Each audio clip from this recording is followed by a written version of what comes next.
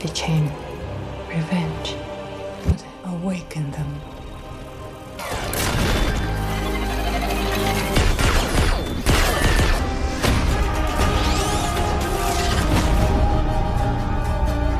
Are you ready to fight?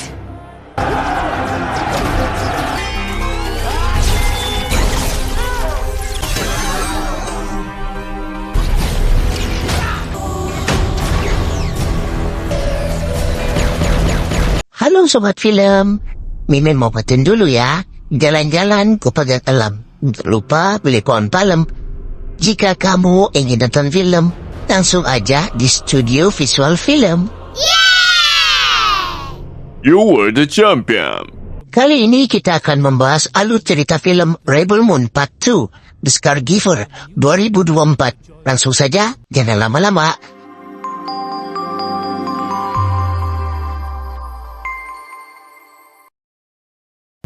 Di ujung terluar wilayah Motherwood, terdapat bulan kecil bernama Feld yang mengelilingi Mara yang raksasa.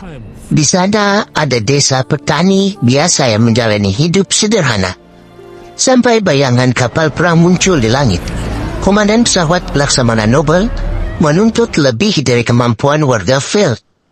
Maka, wanita bernama Cora dan pria bernama Gunnar pergi dari desa untuk mengumpulkan pejuang untuk melawan Dreadnought. Di Newodi, Tarak bergabung. Di pertambangan Dagus, bergabunglah Nemesis. Di Colosseum Pollux, Jenderal Titus yang membangkang. Serta di planet Sauron, Darian Blow, Dates, dan letnanya Milius. Dalam penyergapan di Dok Terapon di Kondival, Cora mengalahkan Laksamana Noble, meninggalkan jasadnya yang hancur di pantai berbatu. Para pejuang yang menang kembali ke Feld untuk mengambil bayaran mereka. Ancaman Dreadnought sudah musnah. Setidaknya begitulah dugaan mereka. Namun rupanya dugaan mereka salah. Di Dreadnought, Noble yang baru saja sadar dari kematiannya langsung memberitahu kepada Cassius untuk segera pergi ke Feld. Ia yakin para pemberontak termasuk Cora ada di sana. Sementara itu di Feld, para warga menyambut kedatangan Cora, Gunnar, Jenderal Titus dan pemberontak lainnya. Sebagai perayaan atas kemenangan pertempuran sebelumnya, para warga telah menyiapkan berbagai macam makanan dan minuman. Komandan Cassius menghubungi prajuritnya yang berada di Feld, Aris, yang sebenarnya sudah memelot dan memihak penduduk Feld. Cassius menanyakan perkembangan di sana dan juga memberitahu bahwa dalam 5 hari dirinya akan datang ke sana untuk mengambil seluruh panen gandum yang dijanjikan sebelumnya. Aris pun segera memberitahu Cora dan yang lainnya. Jenderal Titus beranggapan kalau mereka hanyalah menginginkan gandum yang telah dijanjikan. Maka dari itu ia mengumpulkan semua yang ada dan mengajak untuk melawan bersama-sama. Semua harus gotong royong panen gandum dalam 3 hari.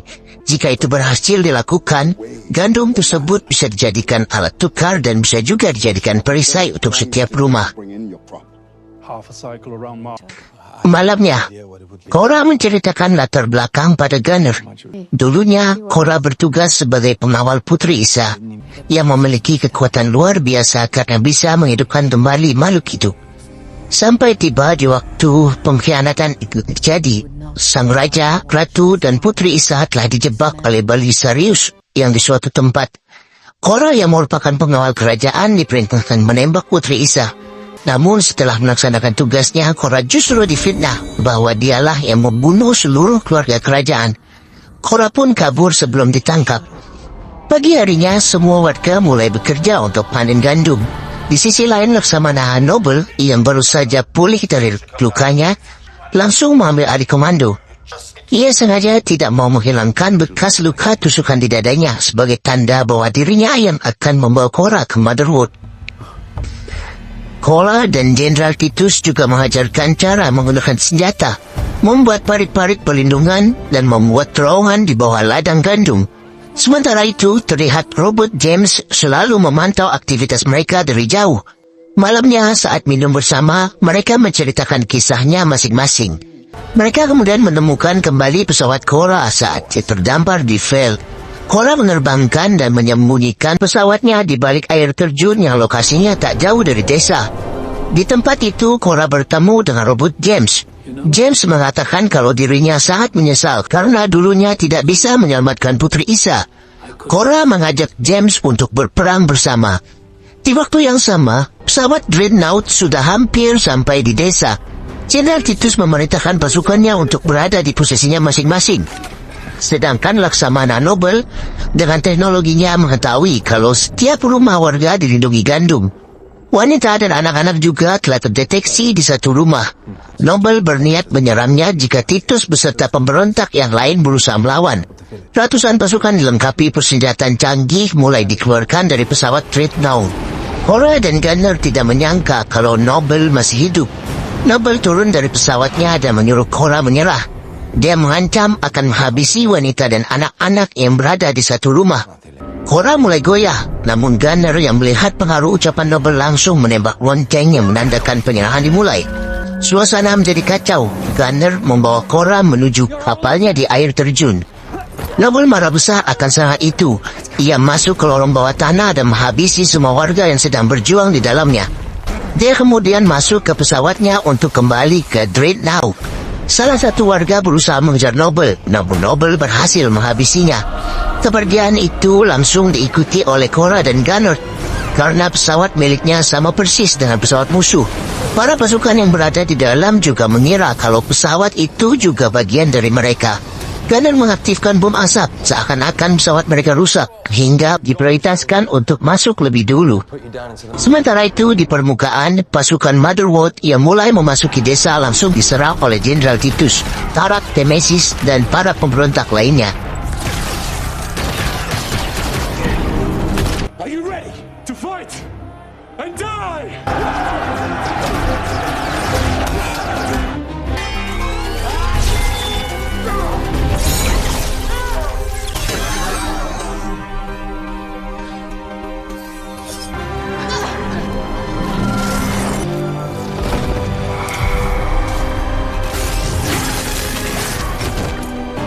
Namun sayang, saat melindungi para warga, Nemesis terkena tusukan hingga membuat dirinya mati secara terhormat. Pasukan Motherwort terus bermunculan. Tembakan demi tembakan, ledakan demi ledakan telah terjadi. Sedangkan di kapal utama Dreadnought, Cora mulai menghabisi musuh satu persatu. Cora memasuki ruang mesin dan memasang beberapa bom. Salah satu pasukan melaporkan bahwa ada penyusup yang memasuki kapal Dreadnought. Seorang wanita yang tak lain adalah Cora. Mendengar hal itu, Noble langsung menyuruh seluruh pasukan untuk menangkapnya. Ia juga menyuruh Cassius untuk menghancurkan desa Ferd untuk serangan sepenuhnya. Jenderal Titus, Tarak, Milius, dan lainnya mulai terdesak karena pasukan musuh yang tak ada habisnya. Tiba-tiba robot James muncul. Dia menghabisi para pasukan Motherwort dengan mudah.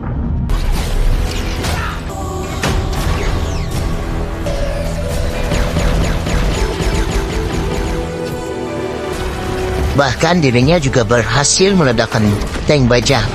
Di saat yang sama, Dreadnought telah membidik desa dengan meriam utama. Namun saat ditembakkan terjadilah ledakan besar pada kapal tersebut akibat bom yang dipasang Cora.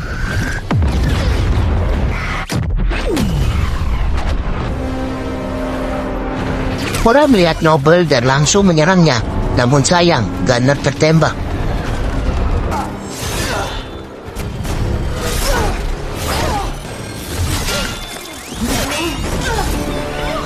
Cora terdesak dan sempat dicekik oleh Noble. Beruntung, Gunner datang dan langsung menusuk Noble hingga tewas.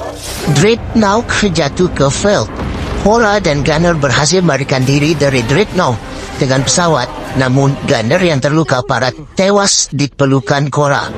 Di saat yang sama, Blood Dash yang merupakan organisasi pemberontak yang lain muncul bersama pasukannya membantu melawan sisa-sisa pasukan Motherwort. Para warga, Jenderal Titus, beserta yang lainnya ikut bersorak gembira, menandakan bahwa kemenangan berada di tangan mereka.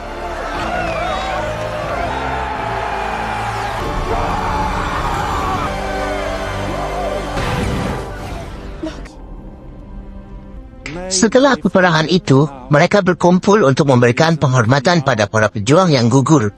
Dalam suasana yang sedih itu, Cora meminta maaf pada semuanya karena tidak jujur bahwa dirinya sebenarnya adalah anak angkat dari Belisarius serta pembunuh Putri Isa. Namun, Jenderal Titus sudah tahu tentang latar belakang dari Korra. Ia juga memberitahu bahwa ternyata Putri Isa saat ini masih hidup. Dengan senang hati, jika Korra ingin mencari Putri Isa dan berjuang kembali, Blood Death, Jenderal Titus, Tarak, Milius akan membantunya mencari keberadaan sang putri. Robot James juga akan ikut berjuang bersama para pemberontak. Karena sejatinya, James diciptakan untuk melayani keturunan keluarga kerajaan.